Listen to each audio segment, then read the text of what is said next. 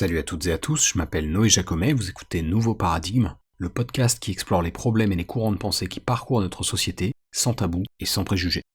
Alors quelques actus avant de commencer, ça fait des mois que je vous parle du livre de Yasmine Mohamed, qui est un récit autobiographique qui raconte comment elle a échappé à l'islam radical que sa mère lui a imposé vers l'âge de 5 ans. C'est un livre passionnant que j'ai traduit en français l'année dernière et dont la parution a été retardée plusieurs fois. Sachez que là, actuellement, Yasmine est en tournée dans la province canadienne de Québec pour présenter la version française du livre. D'ailleurs, le titre définitif de la VF sera Lever le voile, parce qu'il y a eu des questions de droit par rapport à Dévoiler, qui était le titre envisagé au début. J'ai vu d'ailleurs que les dates à Montréal et Québec étaient complètes, donc c'est bon signe. Pour ceux qui veulent acheter le livre en Europe, la distribution sera moins simple qu'en Amérique du Nord, mais il y aura quand même moyen de s'arranger, au moins a priori sur Amazon, et dans tous les cas, il y aura aussi la version EPUB pour ceux qui aiment bien ces formats, et ça c'est évidemment accessible très facilement. D'une manière ou d'une autre, en tout cas, si vous aimez bien ce que je produis, acheter le livre c'est une bonne façon de me soutenir parce que je touche une partie des droits sur les ventes. D'autre part, et puisqu'on est sur le sujet du soutien financier, j'envisageais aussi d'ouvrir une page Utip et Tipeee parce que certains d'entre vous m'ont dit qu'ils aimaient pas du tout Patreon. Donc n'hésitez pas à me dire si vous préférez ça, et le cas échéant, je le ferai. D'ailleurs, je remercie ceux qui contribuent ou qui ont contribué par le passé. Le projet de podcast et de chaîne YouTube, c'est vraiment quelque chose que j'aime beaucoup faire, mais je travaille complètement à perte à l'heure actuelle. Donc ce genre de soutien, c'est vraiment très très apprécié. Pour rappel d'ailleurs, ma politique actuelle sur YouTube, et je pense que ça va pas trop changer, c'est que je monétise pas le podcast, il n'y a pas de pub sur le podcast, et c'est prévu comme ça, mais que par contre sur le format court qui est plus grand public et qui s'appelle Pop Culture, là effectivement il y a de la pub qui me rapporte un peu, pas grand chose pour le moment. La raison pour laquelle j'ai séparé les deux formats comme ça est liée au fait que le podcast a toujours été conçu pour être le format sérieux où j'explore potentiellement des choses controversées et peut-être un peu plus en profondeur, et du coup je préfère qu'il soit pas inféodé à des annonceurs. Et en ce qui concerne Pop Culture, c'est quand même plus court et plus superficiel, donc ça me pose moins de problèmes de le monétiser, on va dire, même si c'est vraiment par défaut que je le fais. Donc voilà, n'hésitez pas à me dire ce que vous pensez de tout ça, et encore une fois, merci à celles et ceux d'entre vous qui m'ont soutenu ou qui me soutiennent activement sur Patreon, et d'ailleurs merci aussi à celles et ceux d'entre vous qui m'ont suggéré des sujets suite au dernier épisode. J'ai vraiment eu plein de retours intéressants, que ce soit sur l'écologie, le décolonialisme, la collapsologie, et même sur des sujets plus philo. Donc effectivement, ce sont des choses que j'essaierai d'aborder prochainement. Merci encore pour ces propositions. Du coup, on va pouvoir passer maintenant au sujet de l'épisode d'aujourd'hui, qui est basé sur un podcast que j'écoute de temps en temps. Je vous en ai déjà parlé, c'est le podcast du Center for Humane Technology, Your Undivided Attention. Et il y a quelques semaines, j'ai écouté un de leurs épisodes qui se focalisait sur la Chine, et en particulier sur le rapport à la tech qu'ont les Chinois. Qui est assez original parce que en fait c'est pas tout à fait pareil qu'en Occident.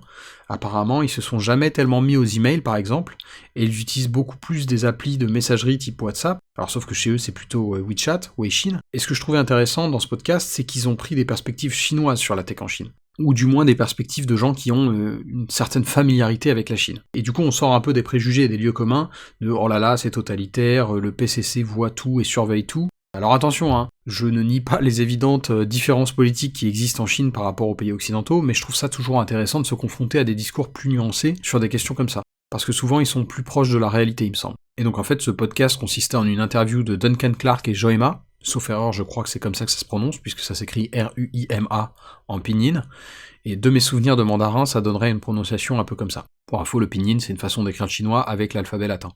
Donc Joema, elle travaille comme consultante en Chine sur des sujets touchant à la tech chinoise, elle a grandi là-bas, mais donc aux États-Unis, elle a créé un podcast qui s'appelle Tech Buzz China et qui traite du genre de questions qu'on va aborder aujourd'hui. Et Duncan Clark, c'est aussi quelqu'un qui est spécialisé sur des domaines similaires. Il a notamment écrit un livre sur Jack Ma, le fondateur d'Alibaba. Le groupe Alibaba, si c'est plus très clair dans votre tête, c'est un peu le Amazon chinois en fait. Ils ont des activités assez diverses qui vont de la vente en ligne au cloud computing, ce qui les rend justement très comparables à Amazon.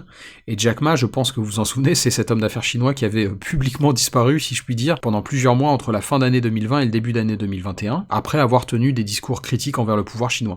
Et donc ce petit rappel que je fais sur Jack Ma, il est aussi là pour souligner que malgré les choses positives que je vais dire dans cet épisode sur la tech en Chine, il y a aussi des choses négatives.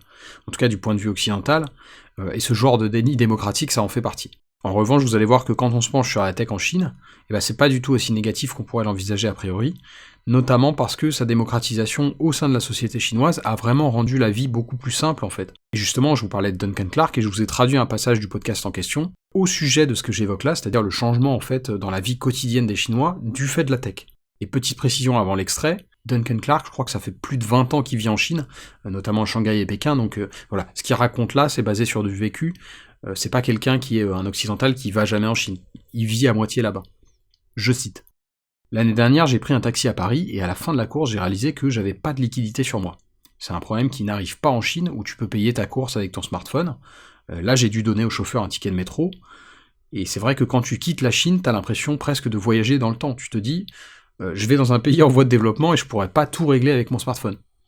Et de la même manière, quand je suis à l'étranger, je peux gérer ma maison en Chine grâce à ces applications dont Joey parlait. Je peux payer mes factures d'électricité, je peux dire bonjour au chat, tout un tas de trucs. Je dirais du coup que c'est en fait l'environnement le plus pratique que personne n'ait jamais connu. C'est vraiment extrêmement fluide. Et oui, au détriment d'un marché concurrentiel, ça c'est vrai. Mais c'est quelque chose sur lequel le gouvernement chinois travaille, mais même en l'état, ça reste extrêmement pratique. Et justement, toute l'histoire de la Chine est liée à ce compromis entre gagner en commodité et perdre en confidentialité. Mais c'est très exagéré en Occident. Cette vision à la Black Mirror de la Chine, c'est quand même assez fantasmé, parce que ça rend la vie tellement pratique que vous vous retrouvez à accepter ce compromis. Cette expérience utilisateur supérieure, c'est quelque chose que les gens ont adopté, et c'est extrêmement puissant en fait. Fin de citation. Mais du coup, je pense que là, vous avez un bel aperçu du modèle chinois, et ce qu'il faut bien comprendre, et c'est évoqué dans ce podcast aussi, c'est qu'en fait, la norme est beaucoup plus au smartphone en Chine. Vous me direz que c'est déjà assez développé chez nous, et c'est vrai, mais là-bas, ça l'est plus encore. Visiblement, il y a tout un tas de choses qui sont vraiment entrées dans les mœurs occidentales, mais pas tellement dans les mœurs chinoises. Les emails, par exemple, en Chine, on utilise un petit peu les emails dans certains cadres corporate, mais c'est très limité. Il n'y a pas de newsletter ou de spam comme chez nous, par exemple. Plus exactement, il y en a un petit peu, mais il est très différent, parce que tout le prospect commercial se passe sur WeChat, qui, comme je vous disais, est une sorte de WhatsApp chinois. Et pour en revenir juste aux emails, et même d'ailleurs aux ordis personnels, en fait, ils sont jamais vraiment rentrés dans le quotidien chinois. Et justement, ça nous amène à revenir sur quelque chose que Clark évoquait sans le nommer dans l'extrait que je vous ai lu, qui est ce qu'on appelle des super apps. Je vous l'ai dit, les Chinois sont pas très email, mais du coup, il faut bien que quelque chose remplace ça. Et en fait, eux, ils ont fait une sorte de pontage, dans le sens où, comme leur développement a été fulgurant, ils sont passés d'un paradigme qu'on avait au début des années 2000, où les abonnements mobiles étaient limités, on pouvait pas envoyer des SMS comme ça sans compter, au paradigme actuel où, en fait, avec WhatsApp, par exemple, c'est totalement illimité. Et donc en Chine, il y a plein d'apps occidentales auxquelles ils n'ont pas accès, et justement, des apps comme WhatsApp ont leur pendant chinois, qui font partie de ce que j'évoquais plus tôt, je vous l'ai dit, les super apps. En l'occurrence, comme je vous le disais, la version chinoise de WhatsApp, c'est WeChat, Weixin en mandarin, mais en fait, c'est plus large que WhatsApp. WeChat, c'est pas seulement une appli de messagerie instantanée, ça propose aussi des services de paiement en ligne, de visio façon Zoom, des fonctionnalités un peu comparables aux stories d'Instagram, ça s'appelle Moments en l'occurrence. Il y a aussi des groupes, des jeux vidéo, des vidéos format court. Enfin, faut vraiment imaginer une combinaison de Instagram, WhatsApp, Facebook, Snapchat, PayPal ou Lydia, mais en tout en un, quoi. Et ça, c'est assez fréquent en Chine. Et c'est ce modèle qu'on appelle Super App, qui, du point de vue de l'utilisateur, est assez pratique en fait. D'ailleurs, sur l'aspect confidentialité, une différence qui m'a frappé, c'est que sur WeChat, visiblement, vous pouvez pas accéder à la liste de contacts de vos contacts. Et c'est fait exprès dans le design de l'app, parce que justement, il y a cette volonté de préserver une forme de vie privée des utilisateurs. Ce qui paraît contre-intuitif quand on pense tech chinoise, on est d'accord. Parce que quand on compare aux plateformes qu'on a chez nous, sur Insta ou Facebook par exemple, c'est pas du tout le cas. Et par défaut, vous pouvez voir qui sont les contacts de vos contacts, parfois même vous pouvez voir ça publiquement sans même avoir de lien avec la personne. Donc voilà, c'est pas pour dire que le PCC est très scrupuleux et respectueux de la vie privée de ses citoyens, c'est pas le cas, mais je trouvais ça quand même intéressant de noter ça parce que c'est assez contre-intuitif de se dire que sur une app chinoise, très populaire comme ça, il y a des fonctionnalités qui sont un peu respectueuses de l'intimité des gens. Et pour info d'ailleurs, parce que je l'ai pas précisé, WeChat c'est une app produite par Tencent, qui avec quelques autres corporations fait partie des GAFAM chinoises, donc GAFAM vous connaissez, Google, Amazon, Facebook, Apple, Microsoft, et en Chine ils ont BATX, qui comprend Baidu, le Google chinois, Alibaba, dont on a déjà parlé, c'est le Amazon chinois, Tencent, que je viens de mentionner et qui est aussi un très gros acteur du jeu vidéo chinois, et même mondial d'ailleurs, et enfin Xiaomi, qui est une entreprise d'informatique et d'électronique particulièrement connue pour ses smartphones, et pas que en Chine d'ailleurs. Et une autre entreprise de la tech chinoise qui est bien connue en Occident, dont je pouvais pas ne pas parler, c'est TikTok.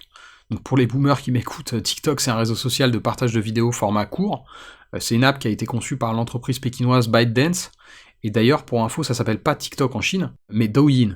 Et dans un épisode récent, je vous faisais part de rumeurs que j'avais entendues sur la différence entre la version occidentale de l'appli et sa version à destination de la jeunesse chinoise, et du coup je me suis un peu renseigné, et malgré le fait que ça ait un petit côté conspi, ça se vérifie ce que je disais. À savoir que les contenus qui sont poussés sur la plateforme sont pas du tout les mêmes chez nous qu'en Chine. Et justement, ça c'est Tristan Harris qui en parle dans ce même podcast dont il est l'un des créateurs. Je vous ai traduit ce qu'il en dit, vous allez voir que c'est assez fou à quel point c'est beaucoup plus encadré là-bas. Je cite. Pour Douyin, qui est la version chinoise de TikTok, les enfants ont une limite incompressible de 40 minutes d'utilisation par jour. Au-delà de ça, toute utilisation de téléphone portable à l'école est totalement prohibée. Et après un certain nombre de vidéos visionnées sur Douyin, le gouvernement a imposé un délai obligatoire de 5 secondes pour empêcher le scrolling abrutissant. En outre, le gouvernement chinois choisit aussi quel contenu est le plus amplifié et boosté par les algorithmes. La plateforme encourage les expériences scientifiques et les vidéos éducatives pour les jeunes de moins de 14 ans. Et plus largement, il y a des lois qui imposent aux sites web et aux applications chinoises de limiter l'exposition excessive aux célébrités et d'interdire à leurs fans de former des fan clubs. Le gouvernement met l'accent sur les contenus qu'il soutient, et les systèmes de recommandation algorithmiques doivent en fait défendre les valeurs populaires et diffuser activement une énergie positive.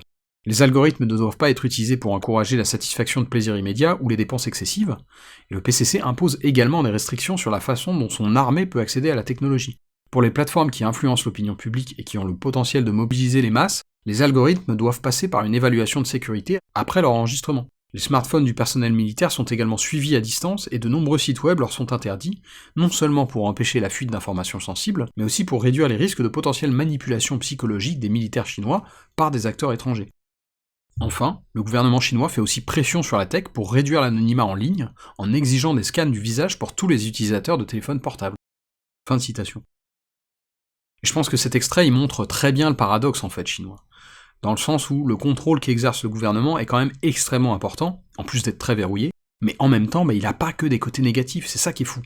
Parce que pousser des contenus éducatifs auprès des jeunes, c'est pas déconnant du tout. Et pour être quelqu'un qui va régulièrement sur TikTok, je peux vous dire qu'en Europe et aux États-Unis, ça vole pas très haut ce qu'on y trouve. Et je trouve que c'est très intéressant parce que du coup, quand on compare le modèle chinois au modèle américain, concernant la tech, sachant que le modèle US c'est plus ou moins l'autre, mais donc quand on compare ça, ça illustre très bien la tension qui existe entre un libéralisme débridé à l'américaine et une centralisation extrême et autoritaire à la chinoise. Et en fait, nous en France, on est un peu à la croisée de ces chemins, dans le sens où on a un État unitaire qui est très centralisé, tout en étant philosophiquement assez libéraux. Et pour en revenir aux deux modèles, c'est un lieu commun ce que je vais dire, mais on voit bien que chacun a ses qualités, mais qu'il a aussi de gros défauts. Ceux du modèle chinois, ils sont évidents, c'est un pays qui est pas démocratique, qui a un bilan assez catastrophique concernant les droits humains, où la population et les médias disposent pas d'une liberté d'expression et d'opinion comparable à celle qu'on a en Occident. Mais d'un autre côté, quand on regarde le modèle américain, en particulier sur la tech, on voit bien que ça va pas du tout non plus.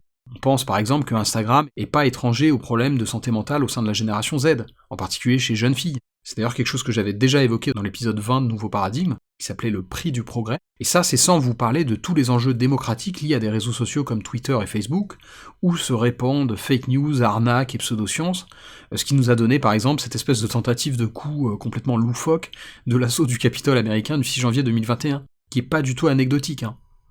Mais donc voilà, je trouvais ça intéressant de sortir un peu des a priori qu'on a en France sur la tech en Chine, parce que le rapport des Chinois à ça est pas du tout aussi sombre que le nôtre, ni aussi manichéen d'ailleurs. Étonnamment même, la tech pour les Chinois, c'est plutôt un vecteur de changement positif dans leur vie.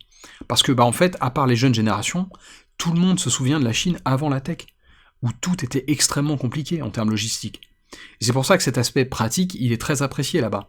Fini l'époque où vous passiez une demi-journée, voire une journée à la banque pour une simple opération. Et du coup, paradoxalement, les Chinois sont, paraît-il, très prompts à réclamer des droits numériques, alors que dans le monde réel, pas tellement en fait.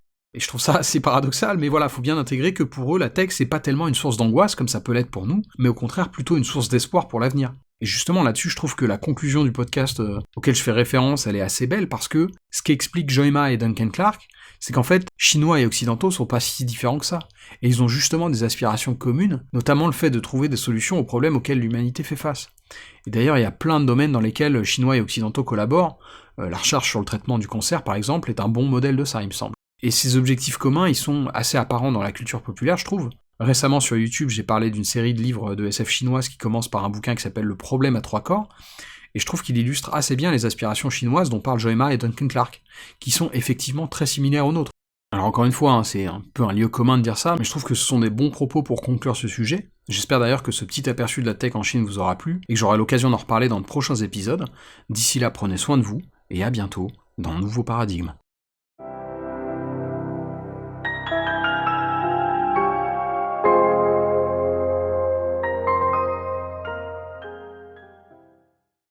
Si ce podcast vous paraît utile ou intéressant, il y a plusieurs façons de le soutenir. Vous pouvez le recommander ou le suivre sur Apple et Google Podcasts, Deezer, Spotify, YouTube, etc. Vous pouvez le partager à vos amis et vos proches sur les réseaux sociaux, ou même en parler sur votre propre blog ou dans votre propre podcast.